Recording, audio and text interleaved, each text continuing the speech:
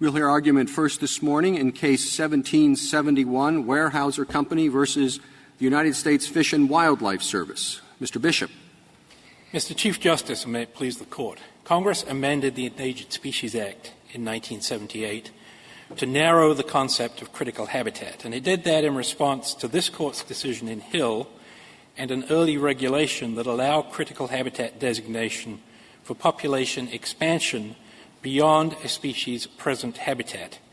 In the provision that requires designation of critical habitat, Section 4, Congress limited the service's power to designate to any habitat of such species which is then considered to be critical habitat.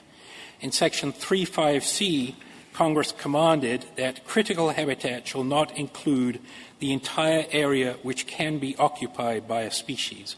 And those limitations show that Congress intended that areas that can be occupied by a species, that is, its habitat, mark the outer bounds of critical habitat, and it would be perverse. Mr. Bishop, may I offer you a hypothetical just to understand the scope of your argument, which is a bit unclear to me. So in my hypothetical, there's a species which, like this one, is in only a single habitat. And for whatever reason, that habitat is no longer going to support the species. Disease has come, a predator has come, it's gotten too hot, it's gotten too cold, whatever it is. That single habitat no longer will be able to support the species. And there is no habitat that at the present moment, there is no other habitat that at the present moment is capable of conserving the species over the long term. But there is a habitat that, with only slight improvements, what the government calls reasonable efforts, can support the species. Okay? So habitat A, where the species is, no longer any good. Habitat B, it won't conserve the species if left just as it is, but it only takes reasonable effort to conserve the species. Can the government designate that area as unoccupied critical habitat? No, it has to be habitat. Now, just to be plain, part of the problem with that is that when the government talks about reasonable changes, which is what it does here, what would be involved on this piece of land. I understand that you think that it's much more than reasonable changes that would be involved here. But in my hypothetical, that's why it's a hypothetical. I understand. I'm stipulating. I understand. That it's pretty minimal stuff. It's, dig a few holes, plant a few trees, that sort of thing. Right. I don't rule out that the government might be able to justify a critical habitat designation when there are de minimis changes, where you're really only talking about digging a few holes, where there is a very minimal change required in the land. That isn't this case. We haven't seen the government's justification for doing that. What happens when you have a reasonable... I want to stick to my hypothetical, which is, maybe something more than de minimis, but what the government views as reasonable changes, such to allow the land to support the species over the long term. No, we don't think so, Justice Kagan. And why is that? Where in the statute do you find that? The statute says it in three places. It says in Section 4 that only habitat of such species can be designated as critical habitat. But we know that habitat doesn't mean, I'm sorry. We know that habitat doesn't mean just where a species lives. I mean, that would be the common understanding of the word habitat. But this statute clearly goes beyond that, and we know because it says it's also where a species could live, right? It's out there. There are also habitats that are outside the geographical area occupied by the species. So we know that the statute is not using the kind of garden variety definition of habitat. No, I disagree with that, Justice Kagan. 35C says that critical habitat cannot be designated beyond the entire area which can be occupied. Congress was thinking about habitat in the sense that it is used in common speech and in the dictionaries, which is a can-be-occupied sense. Let me give you an example. The 1979 Convention on Migratory Species, to which we are signatory, says it's an area which contains suitable living conditions. The Forest Service, contemporaneously with these amendments in 1978, said that it's the environment where all the essentials for a species development and existence are present. But if you use the migratory bird example, then we have here the ephemeral ponds, which are supposed to be ideal for breeding. So it's a habitat that is suitable for breeding. I disagree with that, Justice Ginsburg. It's incorrect to label that as habitat because the frog spends only less than a month in breeding ponds. For this to be a habitat, it has to be land which can be occupied.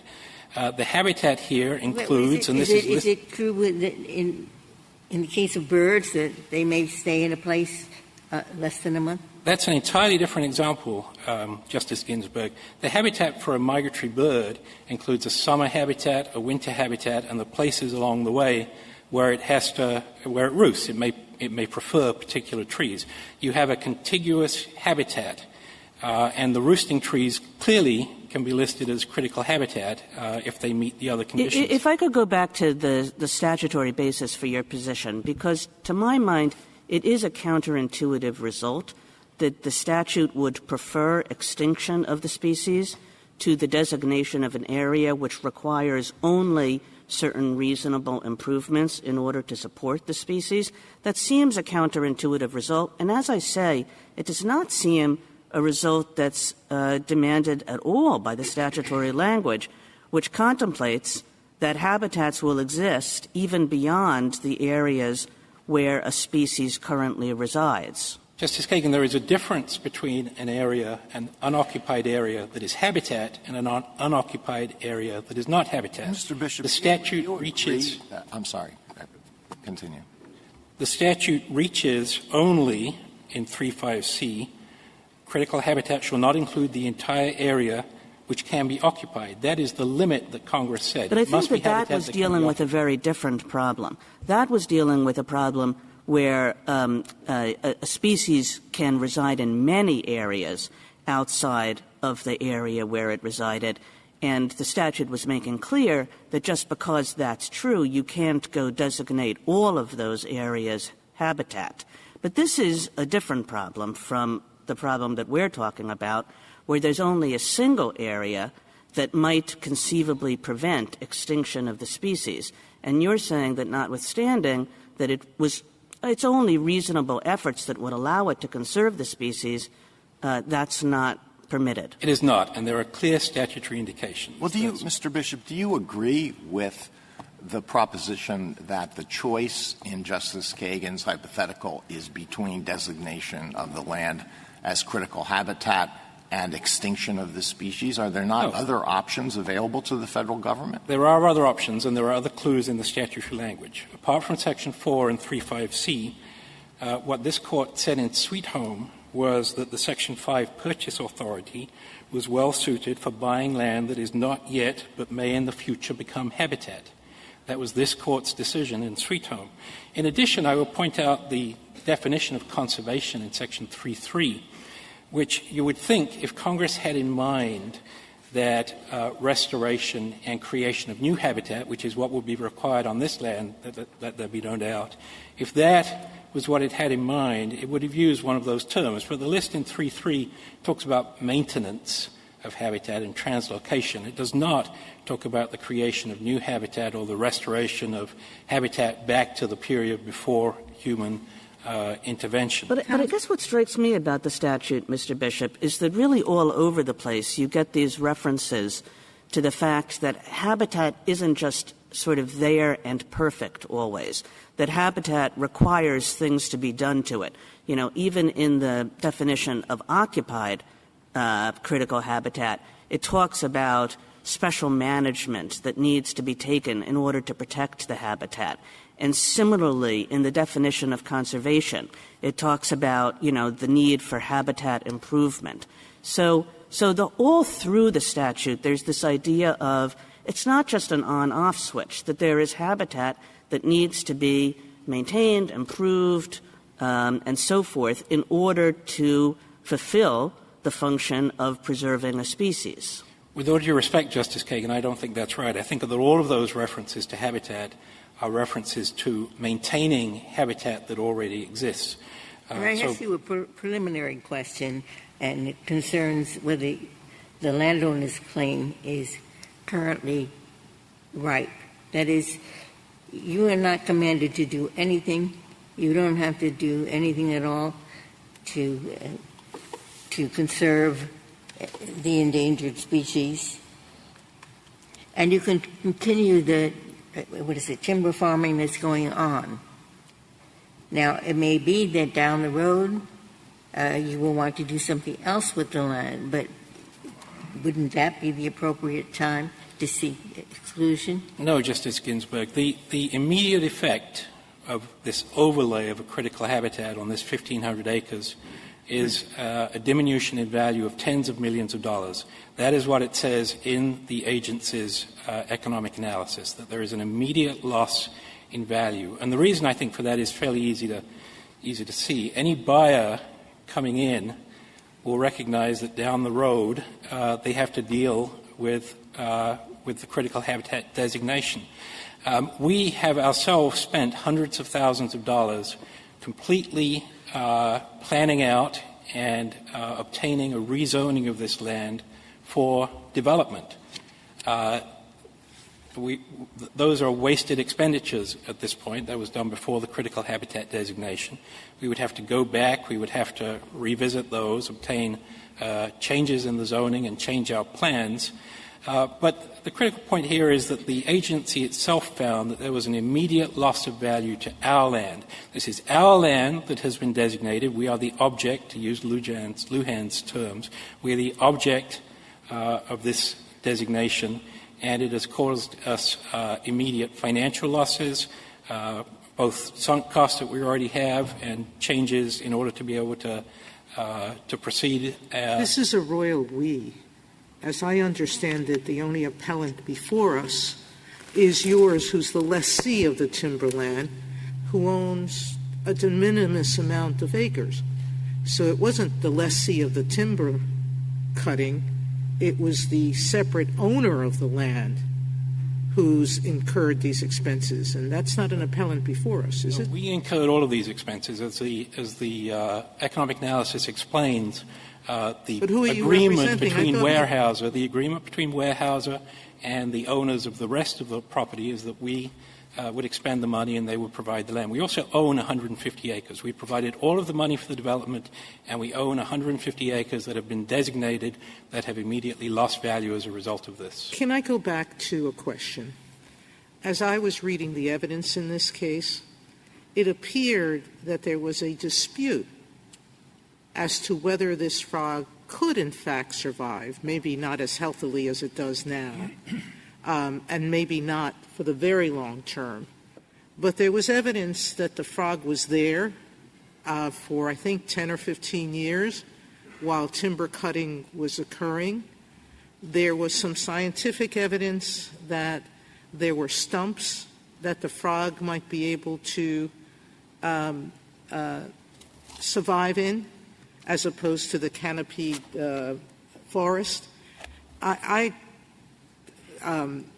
know that the Fifth Circuit said that there was no dispute this wasn't currently habitable, but I think that depended on what definition you gave to habitable.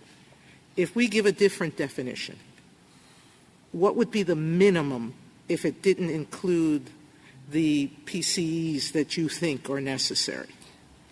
Because I don't know that unoccupied has to be an optimal survival place, and if it doesn't have to be optimal, what would otherwise be a minimum? This property is not just not optimal, it is not habitable.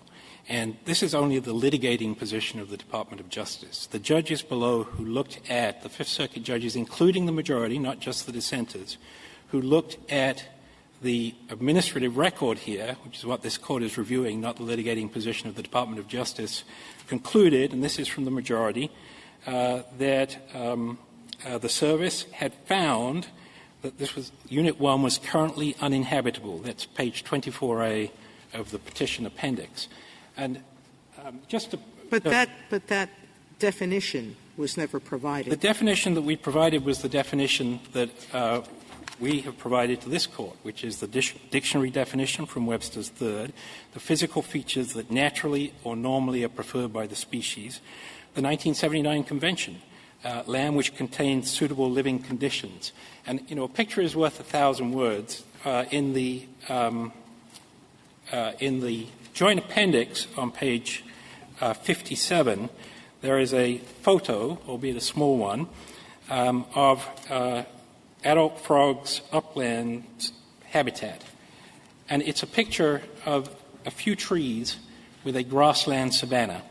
And the scientific experts that you referred to, Justice Sotomayor, for example, Lanoux, talk about the habitat that's needed on the uplands. I think it's begging the question, which is, I don't know that the circuit below actually accepted your definition, or whether your definition, for the reasons I indicated just a few minutes ago,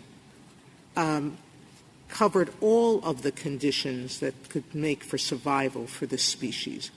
As I read the record, there were suggestions by some of the scientists that with what you admitted to Justice Kagan a little while ago, minimal work, this species could survive, I'll bet not robustly, but it could survive. Wouldn't that be enough? No, that's just not what the administrative record shows. All right. I don't want to argue the record now. The question is, if I come away, having reviewed it, with a question about whether the circuit actually addressed that question and defined what it thought the minimal requirements for habitat were, wouldn't the answer be to remand this case and let it make that determination? If you thought that habitat meant something other than what the Convention says and what the dictionaries in 1978 said, and if you think that on the basis of this record that this is habitat for these species, then I think that would be... We'll let your adversary... None of those things are supported by... Assuming what I said. Yes. Would a remand be appropriate? Yes.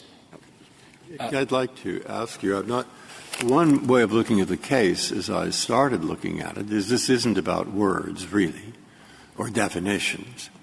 Every time the word habitat is used, or almost every time, they talk about critical habitat, which is a defined term. But the key words that follow it are typically essential or necessary. So something like that. So in thinking about it, I thought, well, air is necessary. We're going to be in real trouble without it. But it's not the only thing that's necessary. Water is necessary, too. So you could have, for mammals, situations where they need air and they can't be submerged in a swamp. So this land will have the air, but it's a big swamp. But maybe we'll drain it. So if we drain it, it's going to be fine.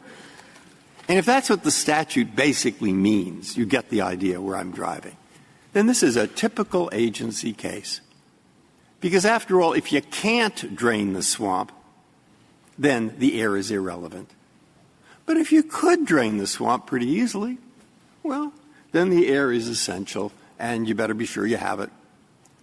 Now, on that, the agency has found, well, it's not that hard to drain the swamp. Good chance we'll do it. Good chance we'll do it. You say, they don't know what they're, you're polite about it. And so isn't what we have to do. We look at the record. The discretion is given to the secretary. That's a lot. And we say, did they, in this case, the secretary, exceed the discretion that the statute gives him in thinking they could drain the swamp, i.e. they could make a canopy. Good chance it'll happen. Period. Typical agency case. Now, is that how I should look at it? No, not at all. The administrative record here shows that this land would have to be totally remade. It would have to be made to look something like that picture on JA 77. And that burden is not something that is allowed by language, plain language in the statute that requires that. No, we're looking at it the same way. You just want me to come out differently. I would like to spend a couple of minutes, if I may, on judicial review. The court below held that the exclusion decision here is not subject to judicial review, and the government argues that that was correct. The statutory language of the exclusion decision here, Section 4B2, is that the agency may exclude any area from designation if the Secretary determines that the benefits of exclusion outweigh the benefits of inclusion. So it's not a may statement from Congress, it's a may if. May exclude if these other conditions are met. It weighs the benefits of exclusion against the benefits. Well, it is a may if, but if the other conditions are met, it indicates, because of the use of the may rather than the use of a shall, doesn't it, that the Secretary still has discretion. In other words, if the conditions aren't met, then the Secretary can't exclude. But if the conditions are met, the Secretary may exclude, if he wants. Yes, ultimately it's a discretionary decision. I think the question is whether State Farm review of that if clause is appropriate. And this Court has already decided that question in Bennett, a unanimous decision of this Court where it considered both parts of that B2 provision. And the Court said it is rudimentary that discretion as to the substance of the ultimate decision does not confer discretion to ignore the required procedures of decision-making. And the government itself has conceded this. If I'm sorry. No, not at all. Maybe you can help me out with this. Let's suppose for now that I would agree with you and that we could review this. What more would you expect the Secretary to say or could say, given the state of scientific evidence before the Secretary? That's not clear to me. The Secretary says there's just not any evidence of the benefits of exclusion that I can put a number on. And isn't the way the statute written put some burden of proof incumbent upon the landowner or lessee to come forward with something quantifying the benefits of exclusion? Right. Well, certainly it's permissible for the agency to characterize the benefits of inclusion as being biological, which is something that can be described but not quantified. But on the other side of that ledger, the agency has to meet State Farm standards in identifying what the factors. On that, my question is, what more would you ask the Secretary to do? The Secretary did quantify the economic benefits of exclusion and then said compared to the benefits of inclusion, they're indeterminate. And therefore, the burden of approving exclusion has not been met. And that burden, it seems to me, rests with you. So suppose there's some judicial review possible here.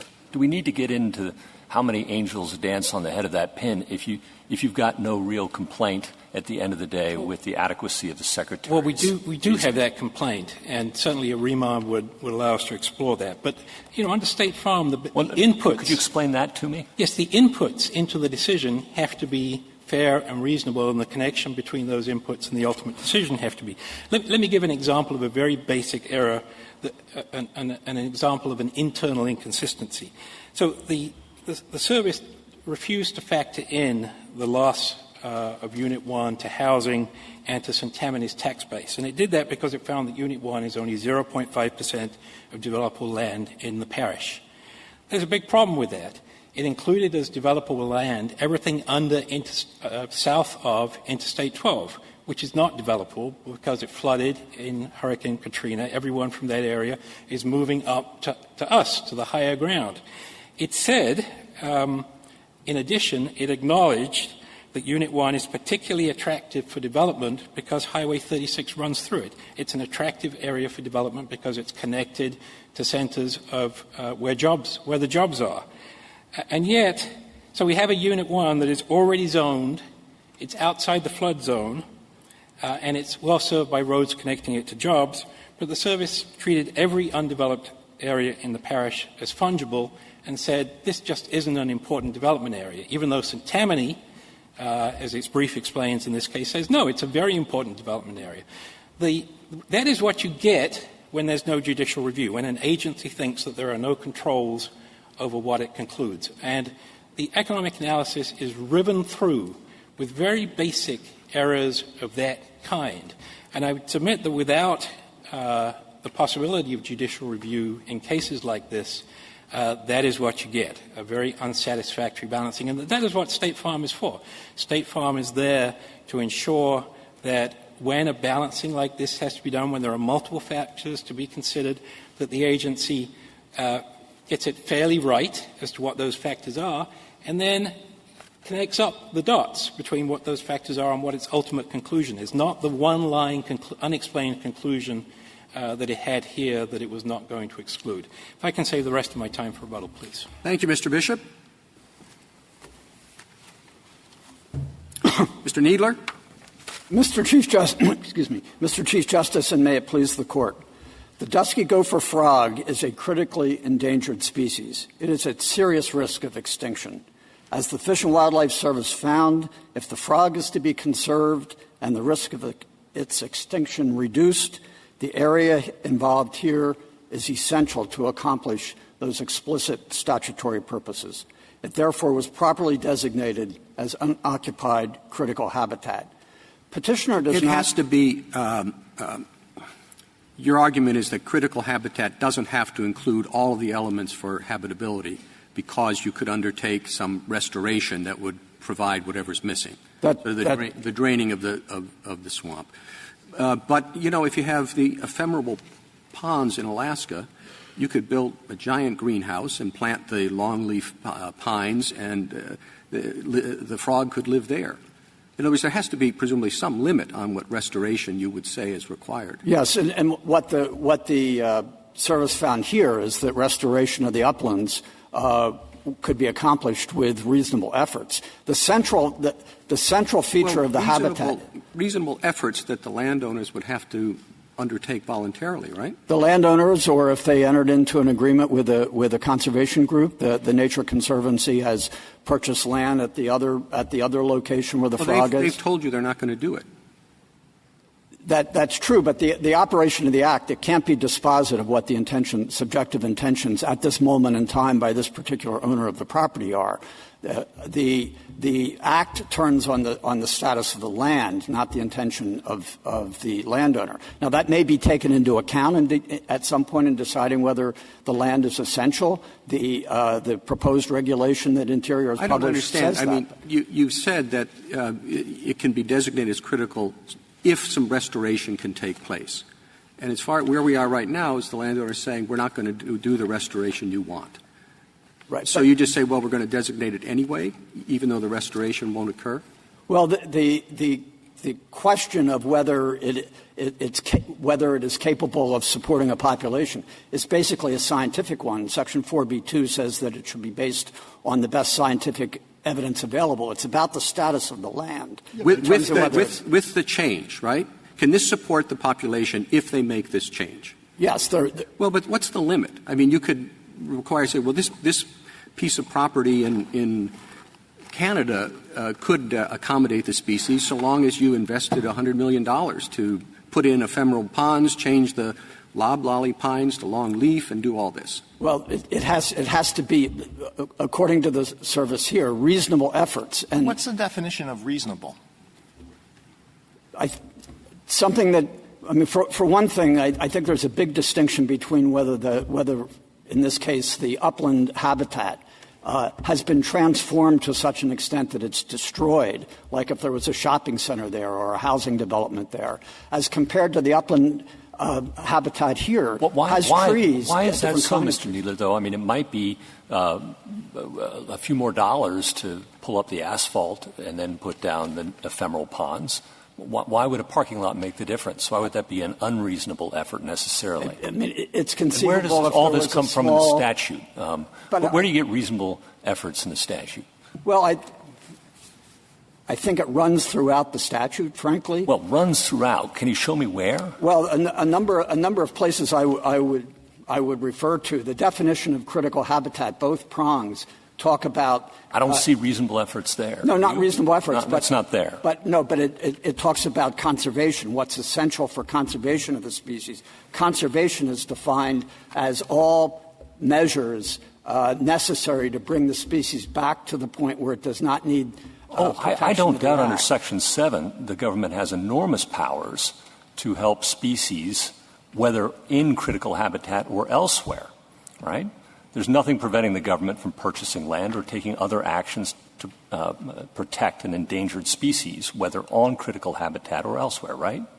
But this Court said in Sweet Home, for example, that the fact that the government can purchase land or make grants does not undermine the operation. The critical habitat and it's a supplementary power, though. You'd agree. It is, but for one thing, the designation of critical habitat serves a very important function in educating and identifying the areas where the species could be used. And it's also important to recognize this is a proposition not limited to private land. It also has to do with public land. So having the expertise of the Fish and Wildlife Service identify those areas that are necessary for recovery of the species can, for example, identify the areas that a conservation group might want to enter into an agreement with the landowner to conserve, that the state might decide to purchase. So the identification of the habitat is not just in terms of triggering Section 7 of the Act. I think your argument requires you to provide some definition of reasonable restoration. Now, in this case is going to be spun, we've already heard questions along this line, as a choice between whether the dusky gopher frog is going to become extinct or not. That's not the choice at all. The question is who is going to have to pay and who should pay for the preservation of this public good. Now, it may be very difficult for a lot of people to shed tears for a big corporation like the one in this case. But let's suppose this is a family farm, and part of the land is designated, or a good part of it is designated as critical habitat. Now, is there some formula, some percentage of the value of the family farm that would have to be required for this reasonable restoration before that becomes unreasonable? Can you provide any guidance on that? I don't think there would be a hard and fast rule. I think if you look at the nature of the land, I mean, for example, here, would the restoration be within the framework that the land is now being used for? It's being used to raise trees. All that would be necessary, at least at the beginning, is to thin trees. But no, you're right at the point. I read this. I thought it's an easy case, not the result. But the concept's easy. The statute books are filled with words like reasonable. And right here it says that the Secretary, it says a determination by the Secretary that such areas are essential. To me, that calls up, is it reasonable or isn't it reasonable? It's not reasonable to say that this area is essential if the frogs will die anyway because there aren't enough trees. Okay? So let's look at the picture on page 57. And the picture on page 57 shows an area which has very few trees. And we also know that this is a logging company. And so probably they have lots of trees. They like trees, not forever, but they want a lot of trees planted there. And so what is it in this case, and I thought the case is no more than that, what is it in this case that makes the discretion? Statute books are filled with words like we give discretion to the Secretary. That makes this within and not outside that delegated discretion to the Secretary to determine essentiality. Well, the Act, as you pointed out, that says the Secretary... It's not the Act that I'm thinking of. I agree with you that it gives him lots of discretion. But the Chief Justice's first question was, surely he can't require the building of hot air greenhouses in Nome, Alaska. That goes too far. And I'm not asking you to define it either. There are loads of places where it's not defined. I'm asking you to tell me what is in this record that suggests that this is within the Secretary's discretion and not outside of it. First of all, you were pointed to page 57 of the Joint Appendix, which shows the uplands at Glen Pond. There are pictures in the record at JA 17 through 20 of the area at issue here. There are trees in the background that don't show a dense canopy. I don't want to say that there is not forested land there, but I think one of the ways to look at it is, would the modifications be compatible with the existing use of the land? If you're operating a tree operation, cutting down and thinning trees is part of what you do. And it's not as if this would have to be done overnight. Well, but what the problem with that is, once you have the designation, you need probably federal permits to do things like logging companies typically do. And if you are asking for a federal permit, the whole point of the designation is you have to go through a fairly elaborate process. And you might not get it at the end. Well, you won't have to go through the elaborate process, and you probably get one if it weren't designated. Well, as far as logging is concerned, the ongoing logging operations here have not required any federal permit. And it's only if the landowner wanted to transform the land and use it for development. Which is exactly what they want to do, right? Yes, but if that's true, then a Section 7 a 404 permit would be required if they were going to fill wetlands or fill the ponds. But if development happened without the need for a federal permit, Section 7 does not impose any limitation at all. It's only if there is federal involvement. But here we're talking about the basic qualification of the land to be designated in the first place. And Mr. Kneedler, in your brief, you give a meaning to habitat, which frankly is very different than its dictionary meaning. Pages 27 to 28, you argue that habitat can include some areas where a species does not live and cannot ever live, even with restoration.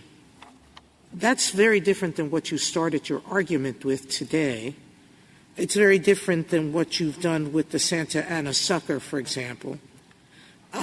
If we disagree with you, where does that leave you in this case? Well, if you disagree about the Santa Ana sucker, that's we're not looking at that. Okay. Let's assume I take the dictionary definition of habitat, which is the kind of place that is natural for the life and growth of an animal or plant. It's fairly simple, natural place. Is this a natural place for this frog to live? And if not, is the difference between you and your colleague whether some reasonable restoration can be made or not? That may in the end be the difference, but I think it's important when you're talking about the definition that you quoted, and we quote a number of them on page 33 of our brief, a number of dictionary definitions. Is it the kind of place? Is it the kind of site on which the species could thrive? And here, the kind of site, I think, is really most commonly understood or defined as the central element. What makes it rare? And that's the pond. Is it the kind of place that this frog can live is in an ephemeral pond and the immediately surrounding uplands? Mr. Kneedler? We were just told that they were in the pond for less than a month. Well, the adult frogs are, but the larvae and tadpoles remain in the pond for much longer. In fact, one of the reasons that this is rendered so rare is that you have to have an ephemeral pond with water in it for a long enough period of time, 195 days, so that the tadpoles mature and metamorphize, but not water all the time, so it has fish that will eat the larvae. That's what makes this group of ponds critical. But you need a place for them to live outside the pond. And Justice Sotomayor brought up the question about whether the frogs could live in the area outside. You said yes, even though it's far from an ideal place. But Mr. Bishop said there is no showing that frogs could live there. Well, there is some evidence in the record that we point to where the scientists evaluated the land and found some stumps.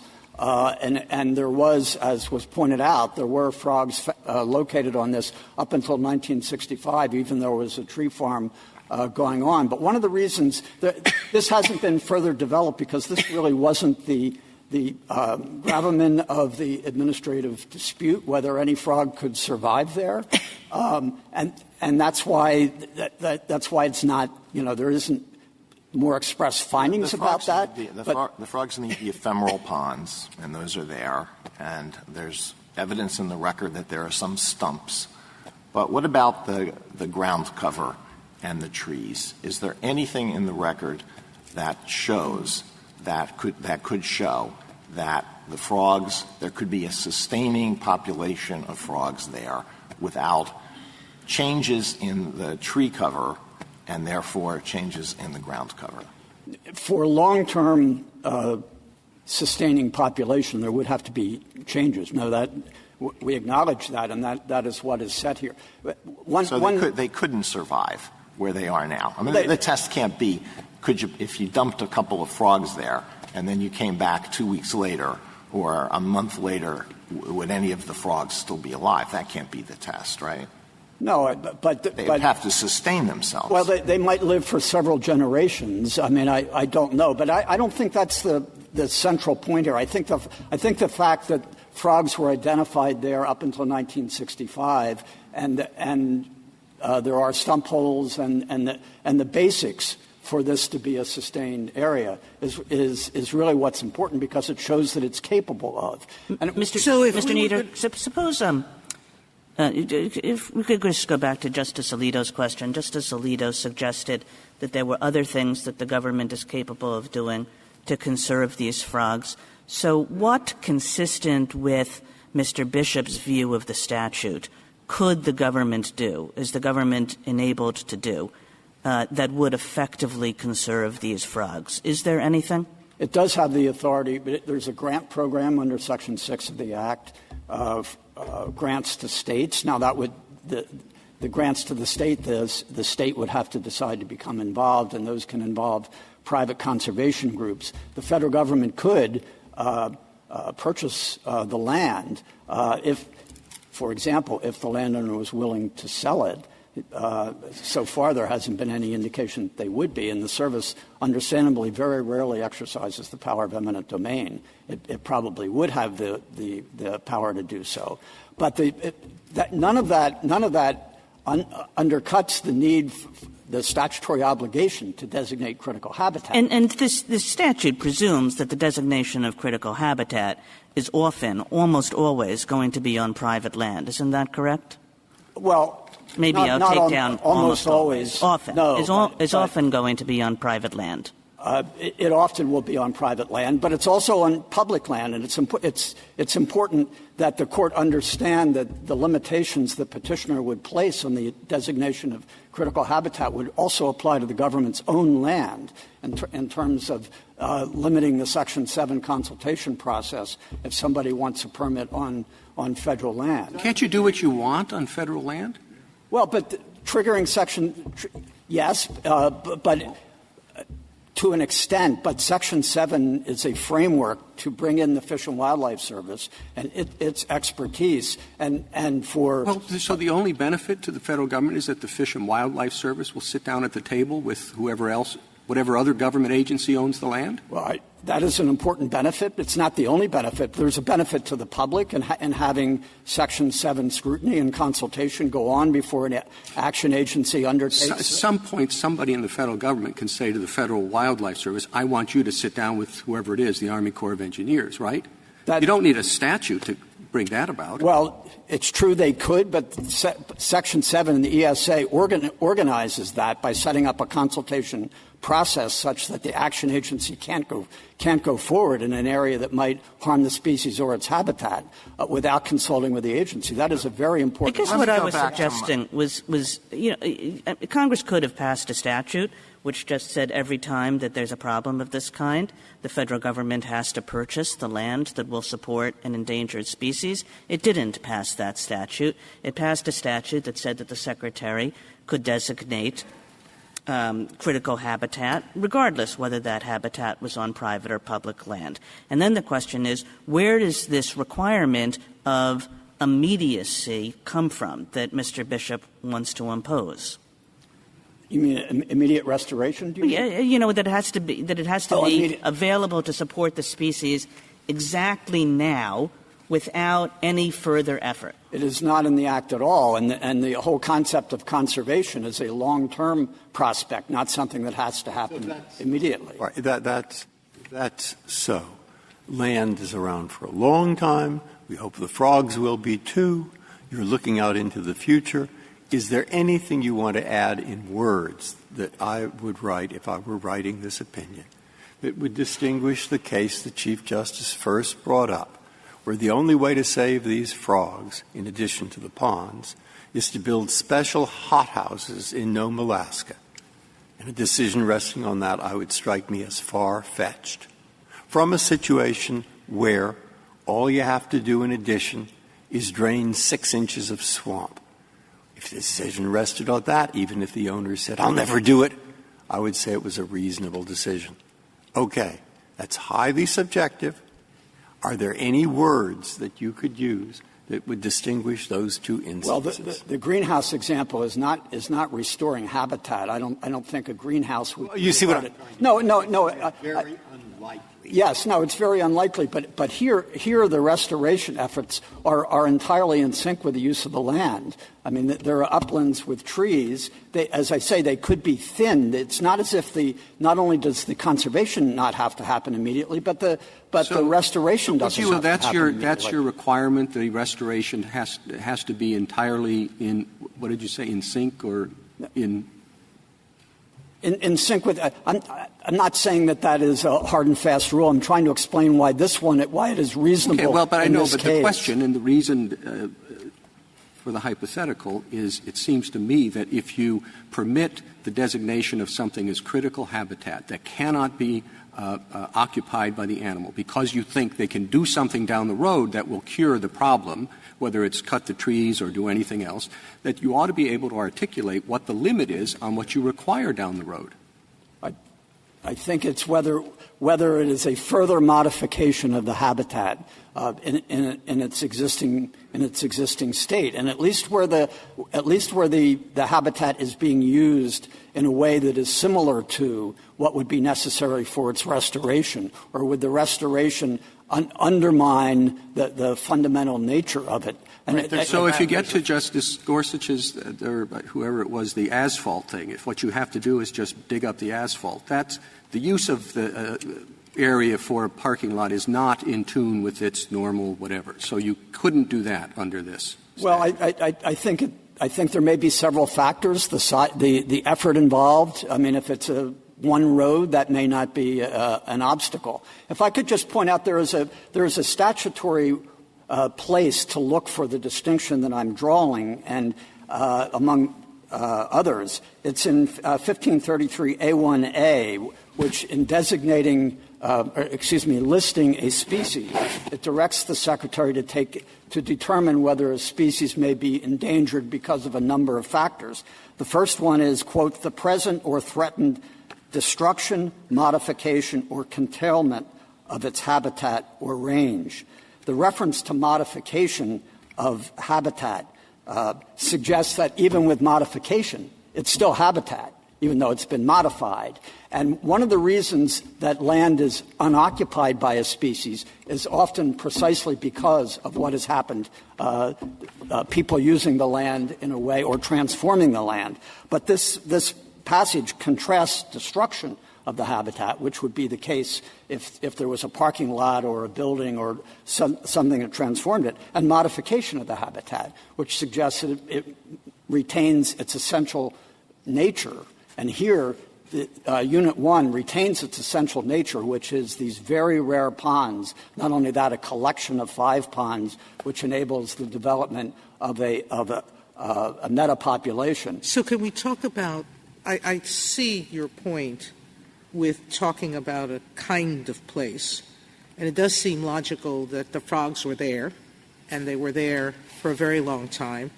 They were there during the timber cutting, but they left. They left or they were destroyed.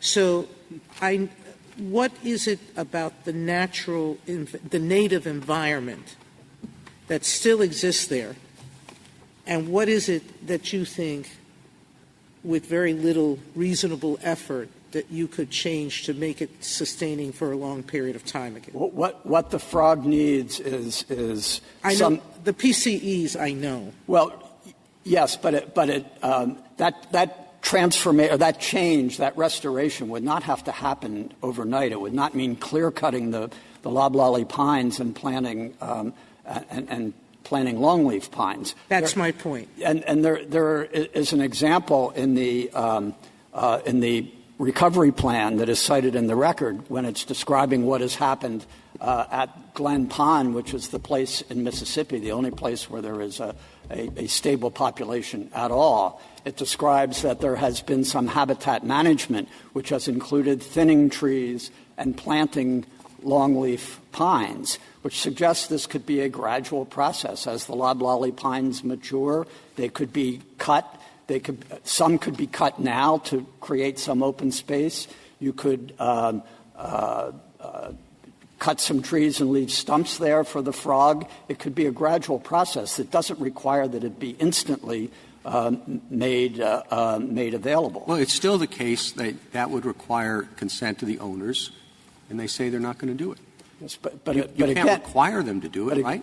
But again, what constitutes habitat looks at the nature of the land and whether something is essential. No, you can't require them to do it, but the service looks at it and says, if this species is going to be conserved, in fact, if this species is going to survive at all and not be extinct, it is essential to use these ponds. It may be that the landowner can ignore that, but it does serve to identify for the landowner and for others that this is critical habitat to the survival of the species. Suppose the missing. Could you explain? Suppose the proposed regulation is in effect. What would the Fish and Wildlife Service have to do differently if the proposed regulation were in effect? If the proposed regulation? Yes. I think this would qualify under the proposed regulation as I read it. In fact, it says while the landowner's intentions can be taken into account, it's sort of a sliding scale, and the more critical the particular area is for the species, the less likely it is that the intentions of the landowner would be taken into account, and I think that exactly describes this case. This is a rare case because of the rare nature of these ponds. It is critical to preserve these ponds, and they can be used for the habitat of the species. It is the kind of place, because of the ponds, where the species can thrive. Let's assume for the moment that this isn't habitat, and therefore couldn't be designated as critical habitat. Could the Secretary take other actions to identify this land as critical to the survival of the species, even if it isn't currently habitat? Is there anything in Section 7 or elsewhere in the statute that would prohibit that? The way I read the statute, it says that the Secretary has to take actions to avoid jeopardizing the continued existence of any endangered species or result in the destruction of habitat, critical habitat. So there's an or there, and it seems to me I wonder, isn't the Secretary fully endowed with authority to take other actions, even if this isn't critical habitat, to identify this land as important to the future survival of the species? Well, Section 7A2 is talking about what the action agency does to avoid critical habitat. But that's the operative action part of the statute. But Congress enacted it. The concept of habitat has never been a technical term or a technical feature in the way this if you could just answer my question, yes. I'd be grateful. Is there anything that prohibits the Secretary? Maybe on an ad hoc basis, but right. but not it's not under the statute. And the question is, what are the responsibilities? My question is, why isn't it under the statute, given that language that says specifically that the agency can take cognizance of the continued existence of any endangered or threatened species quite apart from preserving its threatened habitat? It seems to me there are two duties that the Secretary has there. And this would fit neatly under at least one of them, if not the second. But the Secretary could, but the designation of critical habitat, as I said, it's mandatory under the Act. It has important functions, including identifying the area where action should be taken because of the likelihood here that the frog will need that space to survive. I suppose the Secretary could do something on an ad hoc basis, but that's not the framework that the statute set up. It's set up with rulemaking, with public transparency to be based on science, with public input, and an identification of costs and weighing of costs. This is an elaborate process, and what the Secretary should do to protect the land and what other agencies should do to protect the land are part of that process. The agency does lots of things to protect species, endangered species, beyond protecting their habitat, doesn't it? Yes, if there's federal land involved, other federal agencies could do it, but the Secretary would have no independent authority with respect to private land except the designation of critical habitat. Thank you, counsel. Mr. Bishop, you have 4 minutes remaining. Justice Gorsuch, to your point, 7A1 imposes an obligation on all other federal agencies which shall, in consultation with the Secretary, utilize their authorities in furtherance of the purposes of this chapter. Critical habitat is just one part. But that's only if it's designated critical. No, that is a general obligation. I can tell you that whenever you go for a Clean Water Act permit, it doesn't have to be – no critical habitat need be involved. State wildlife agencies and FWS immediately gets involved and has to sign off on those. Critical habitat does not have to be involved. And there's a perfect example in this case. If you read the final designation here, the properties in Mississippi were restored before there was any critical habitat designation. And CBD in its brief says that in doing so, the frog survived in Mississippi through, quote, intense human effort and extensive habitat restoration. That was all done before the critical habitat designation in this case. And just to understand here and to respond to this changes in sync argument that Mr. Needler made, there is nothing in sync about creating an open savanna on our property. This is an intensive 1,500-acre tree farm. The trees are planted 10 to 12 feet apart. There is no ground cover because the sunlight does not reach the forest floor, and we don't want it to because that interferes with tending to the trees. It interferes with harvesting them.